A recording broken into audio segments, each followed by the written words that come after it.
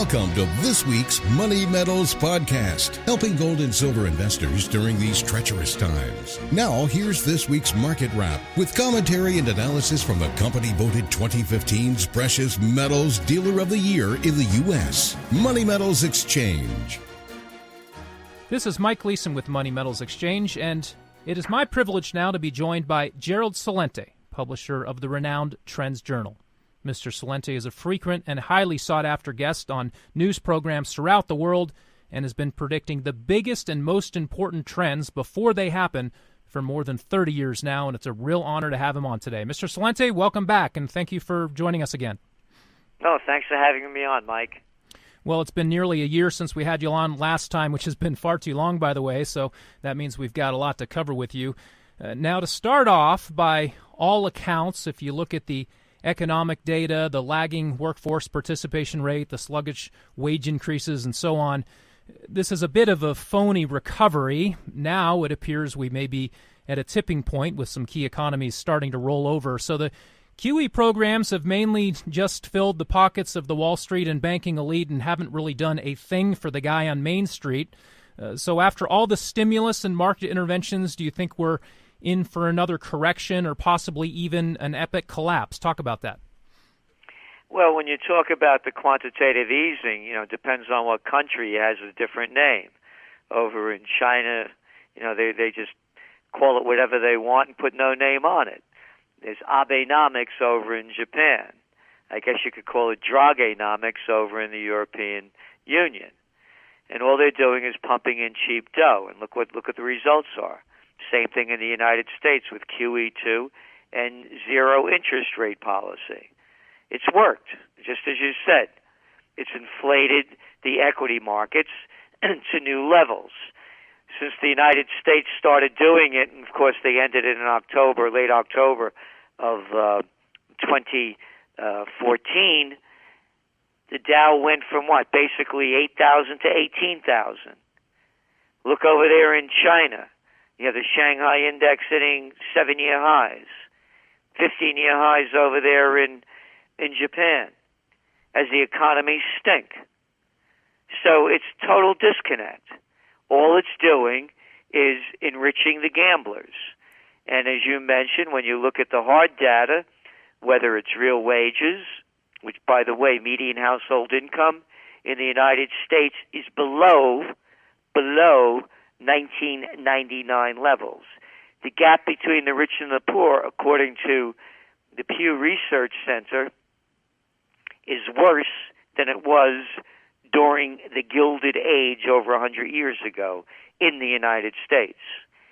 80 to 85 people in the world have more money than half the world's population, 3.5 billion people.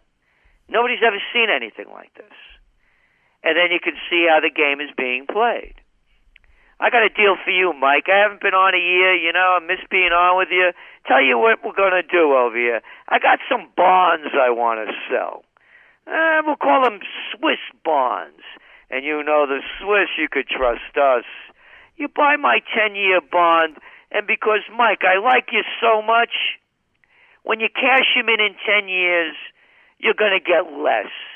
We're going to use a white shoe boy name on it. We'll call it a negative yield.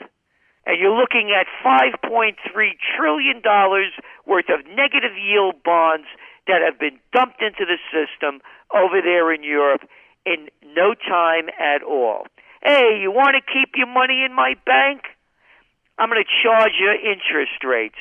Wait, you're going to charge me interest rates? Yeah, that's right. It's going to cost you money to keep your money in my bank. Meanwhile, we keep all this cheap dough going, and this way we can lend it to the big-time gamblers, the M&A activity. Look at it. One day, a week ago, $100 billion in merger and acquisition activity. They're borrowing the money for nothing. Same thing with the stock buybacks. Borrow the money for nothing, buy back the stock, we drive up the price, we become rich. So that's all it's been. Meanwhile, when you're looking at the real numbers, as I said, across the board, name the nation, for the average person, life is a lot worse financially than it was several years ago. The massive issues with Greece and the EU and with the overall future of the euro have taken a lot of the global focus off of the U.S. and our problems with all of our loose money policies and lethargic economy. How do you see that situation in Europe playing out? And also, do you think our own issues will come more into focus at some point? And if they do, what do you see happening with the dollar and the U.S. stock market and so on? Well, of course, everybody's eyes on Greek debt right now. And what are they going to do with it? And you know, remember, Greece only accounts for, 2% of the Euro group's GDP. But, of course, the issue is bigger than that because then it's going to inflame the other countries to get rid of the euro. So let's go back to Greece. The Syriza party came in, and now they're doing what they said they wouldn't do, like most politicians do. They call it flip-flopping. Adults call it lies. So now what they're doing is they're going to cities around Greece and telling them that we want all your cash. We got to pay off the pensions and our other wages, and then we need about $12 billion in a couple of weeks to pay off some more of our IMF debt. Where are they going to get the money? Will they default? I don't know, but to me, at this point, it doesn't look like they will. Because what I think they're going to do is they'll sell out the people.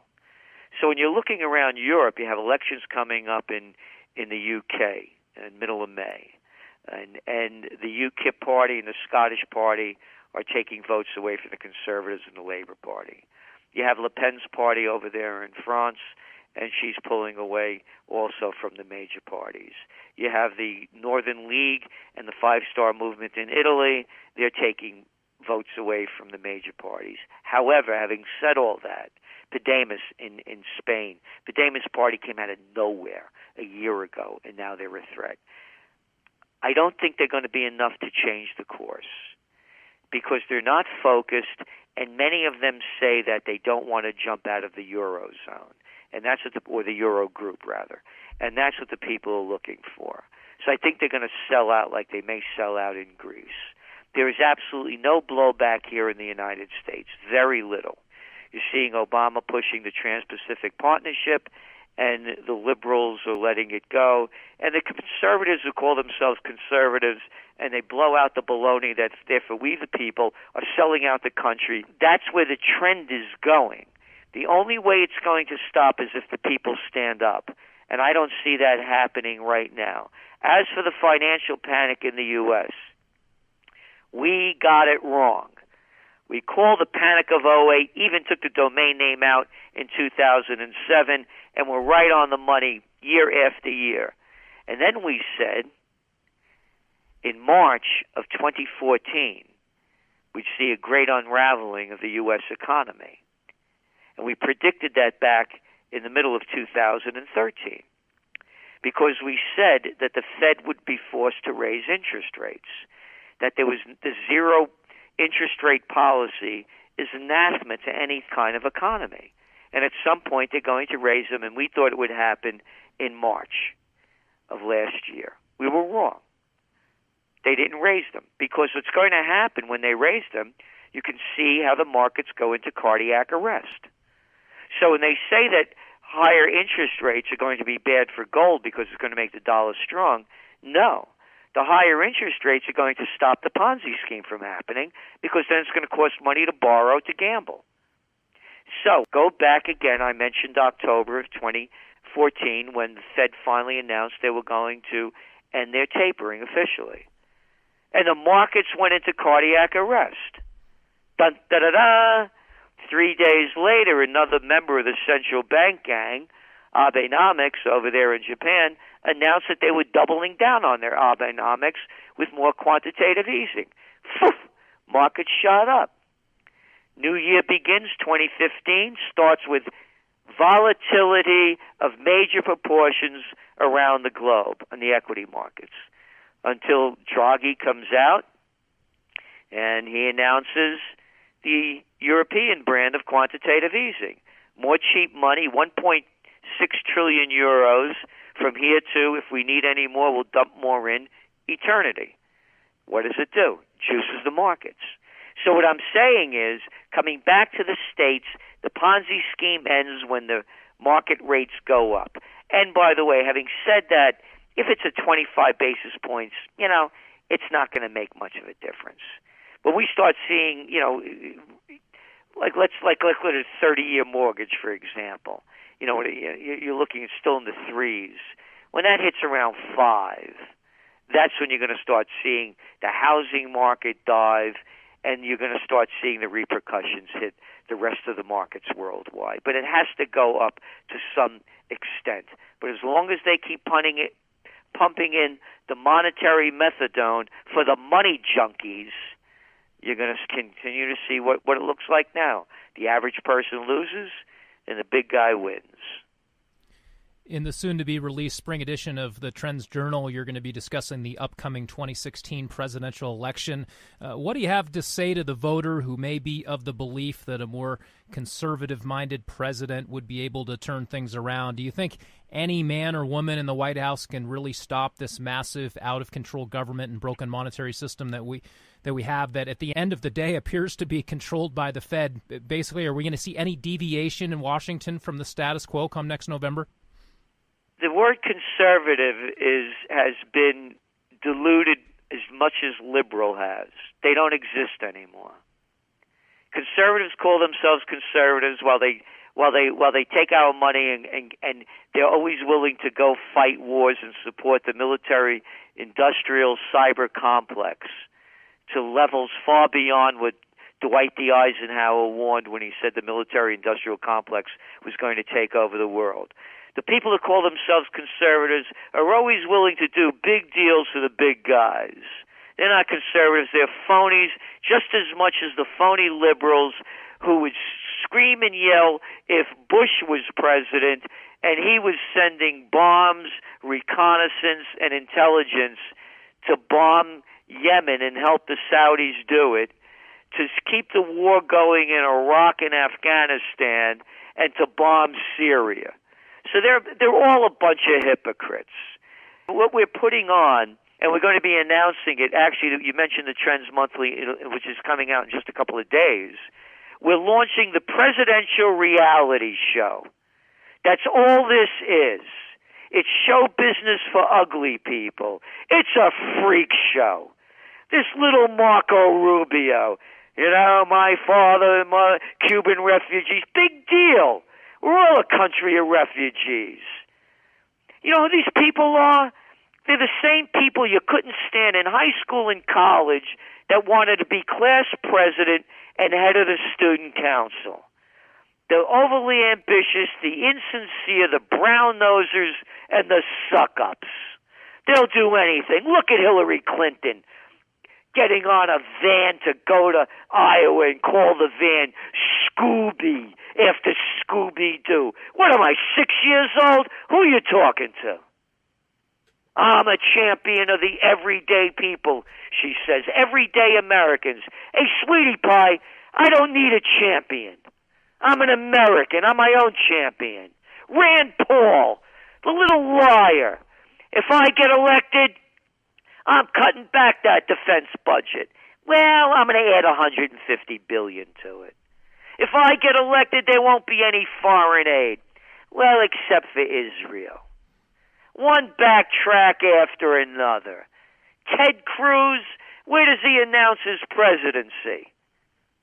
At Liberty University, an evangelical college or school. And you know why he's doing it? Because the first caucus is Iowa. And most of the people that vote there are, that's right, evangelical Christians. Hey, Teddy, you ever hear of separation of church and state? This is America. Ah, you were born in Canada, I forgot. One after another. And then we're going to have, a race that'll end up between Jeb Bush and Hillary Clinton? A two-party system? How about a two-family-controlled royalty system? No, unless we have a new party in there, this country's just going to keep going down. Look at the midterm elections. Hey, they had an election over there in Russia, and you know what, Mike? 76% of the people stayed home. Oh, wait, that wasn't Russia. That was America. That's right. 74 to 76% of the people stayed home rather than go out to vote for the Bloods and the Crips, the murderers and the thieves. They steal our money in names of bailing out too big to fails and their buddies with tax breaks, loan guarantees, and other special interest perks, and they murder people around the world in the name of bringing freedom and democracy. Look what's going on off the Italian and Greek coasts as we speak. People fleeing those countries like Libya and other destabilized nations like Syria and Iraq. And what are they doing? They're blaming them smugglers for bringing in those people that are drowning off the coast in record numbers. And not one of the prostitutes are blaming the people that caused the situation for these people that want to flee their war-torn nations, like Libya, that our Pulitzer Prize President Obama and Hillary Clinton, Samantha Powers, and Susan Rice started to overthrow Gaddafi. The place is in complete turmoil. It was the richest nation in Africa. The people there were better off than anybody else, and now they want to get out of there. You have over 2 million refugees, 4 million out of Syria, Iraq war-torn, to get rid of Saddam Hussein, who did not have weapons of mass destruction and ties to Al-Qaeda. And what are they doing now? They're blaming the smugglers. And what are all these presidential candidates doing? Not a peep from them about the cause or effect.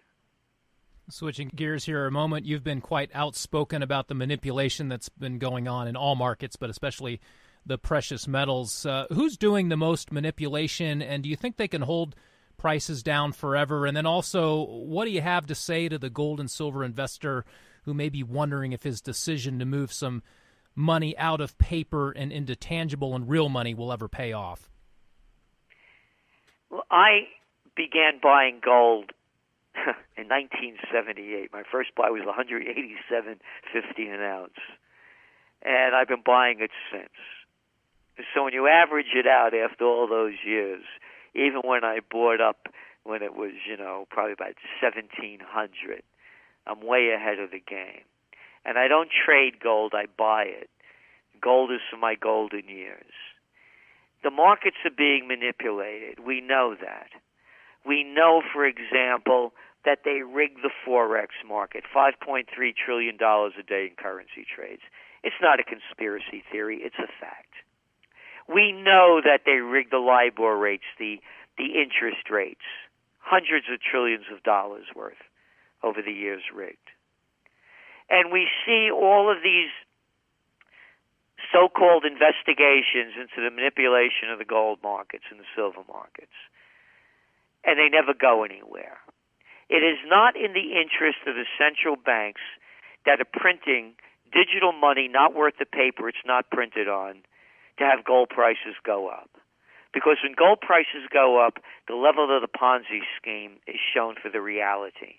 They will do everything they can to keep it down, the price of gold and silver.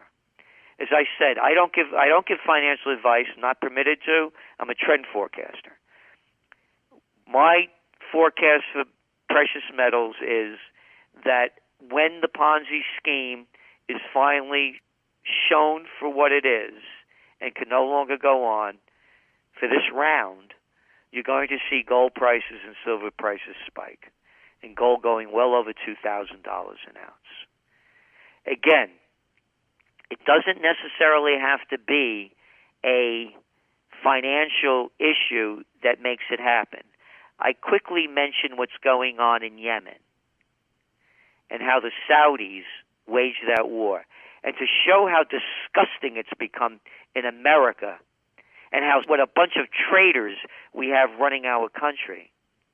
They permitted the ambassador of Saudi Arabia at the end of March to announce from Washington, D.C., that Saudi Arabia was launching a war against Yemen. What's the matter? You can't do it from your home country? Riyadh was no good for you. You had to come to Washington. Washington? The real Washington would be turning in his grave. It would have never happened. Anyway, having said that, the Yemenis have vowed to retaliate against the Saudis for doing this. There are over 4 million Yemenis living in Saudi Arabia. They're threatening to bring down the monarchy, and they're threatening to attack the oil fields of Saudi Arabia. It's not making the American news. It's not making the Western news. You have to read Fars or Al Jazeera or others to find it. What I'm saying is it could be that kind of outside geopolitical flashpoint, a terror strike, real or false flag, that's going to unravel the markets as well as a financial crisis. It could be either or both.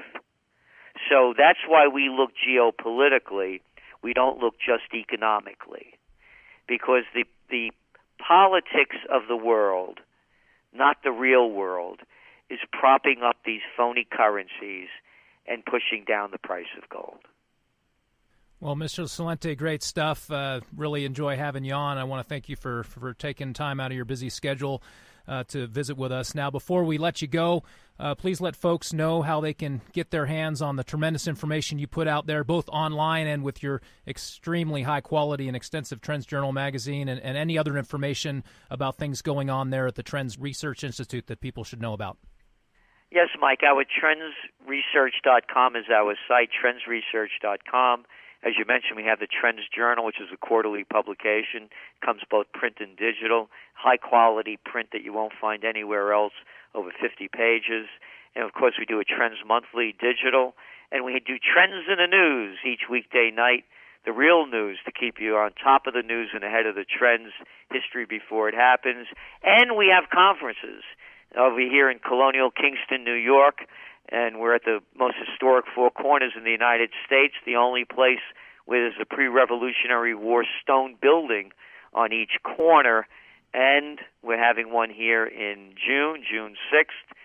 And we're going to be teaching how to forecast trends and have some special guest speakers coming in, including Nomi Prinz, who wrote that wonderful book, among her other wonderful book, All the President's Bankers.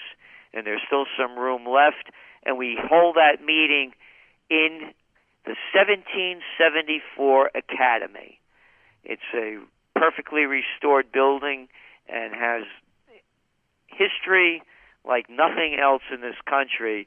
Some of the most important people in this country who really fought for our Constitution, Bill of Rights, went to school there as well. So that's just some of what we're doing, and you can find out more by going to trendsresearch.com. Well, excellent stuff as always. Really appreciate the time. And that will do it for this week. Our sincere thanks again to Gerald Celente for his fantastic insights. For more information, again, the website is trendsresearch.com. Tune in next Friday for our next weekly Market Wrap podcast. Until then, this has been Mike Leeson with Money Metals Exchange. Thanks for listening, and have a great weekend, everybody. Thank you for joining us for this week's Money Metals podcast. Be sure to come back next week. And don't forget to subscribe to our podcast through iTunes for answers to all of your questions, or to discreetly and securely buy or sell gold or silver coins, bars, and rounds. Call 1-800-800-1865 or visit www.moneymetals.com. Our knowledgeable and no-pressure specialists are standing by between 7 a.m. and 5:30 p.m. Mountain Time, Monday through Friday. Or you can lock in your order online, 24 hours a day, 7 days a week. Again, visit us at www.moneymetals.com or call 1-800-800-1865.